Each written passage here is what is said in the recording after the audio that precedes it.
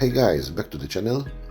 So Motorola tends to usually launch their models one after the other, and this year with their new lineup they've chosen to start with the Edge 60 Fusion, and like the one last year, this too looks to be a very interesting phone.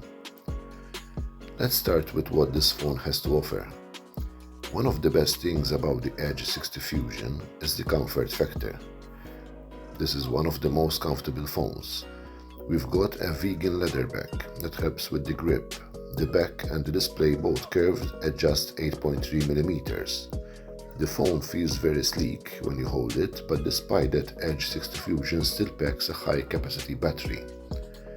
Also, the substantial curve here, it makes it easy to reach the other edge. Now, this isn't something you can do with most phones these days. The width is not really working against you ergonomically. Do know that the sides are plastic. This phone has an IP68, IP69 rating for protection against the elements. On top of that, Motorola now has a newer version 3 that lets you use the phone even when the screen is wet, type passwords and whatnot. It's almost business as usual, even when the display is wet. I also like the fact that there is play with curves at the top and bottom too. While it's not as deep a curve as the one to the sides, it's still something you appreciate.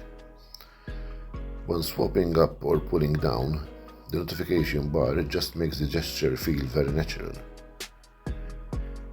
The display itself is still 6.7 inches, it's still covered by Gorilla Glass, the 7i this time, so at first glance everything feels very similar to the previous, but Motorola have made changes. They dropped the refresh now to 120Hz, but they've also upped the resolution to 1.5K, which I feel is more than a fair trade-off.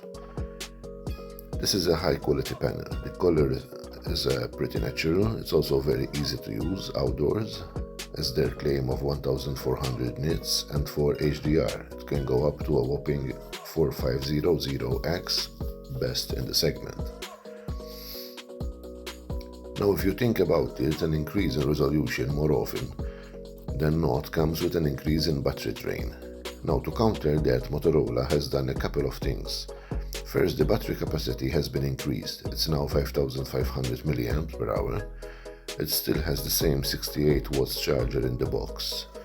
So quick 15-minute charge gets you to 50%, and it takes about 45 minutes to get to 100%. Also the chip, the MediaTek Dimensity 7400 is a decent upgrade over the 7 Gen 2 we got last year. They've also provided a vapor chamber this time, so the Edge 60 Fusion runs cool. And while it's not a gaming phone by any standards, if you were to game on it, it should run what it can without getting that deep. With regular day-to-day use, Motorola managed to make this one feel like it's a more expensive type.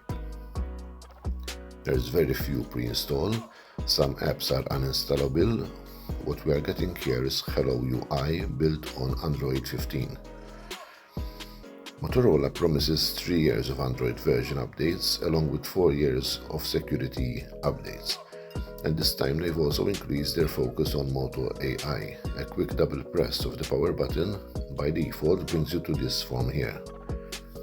You can have AI summarize your notifications like quick notes or save a screenshot of photo, which you can later access from your app drawer by swiping to the side.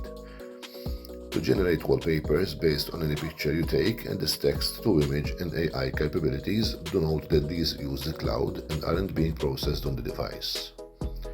Finally, Motorola is also using AI to enhance the camera. What we get here is that dual camera setup. The secondary is a 13 megapixel ultra-wide.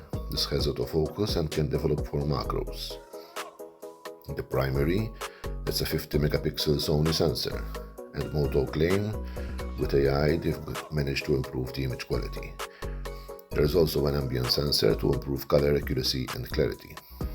The images have a good amount of detail. The textures are quite noticeable and the dynamic range is pretty good for the segment. Even under low light, the noise levels, they seem quite low. Stabilization seems to work just fine. It's not just that, even the 32 megapixel selfie camera allows for 4K video recording, and the selfies themselves turned out good, with accurate skin tones and proper edge detection for portraits. Now the Edge 60 Fusion starts at approximately 329 to 350 euros depending on regions, which is about the same price the Edge 50 Fusion launched last year. Last year's Edge 50 Fusion was a very popular phone, and given its successor cost, the same design language that keeps that sleekness but also happens to offer a larger battery, a better processor with improved cooling, a higher resolution display, and even double the base storage, well, it feels like a very interesting improvement.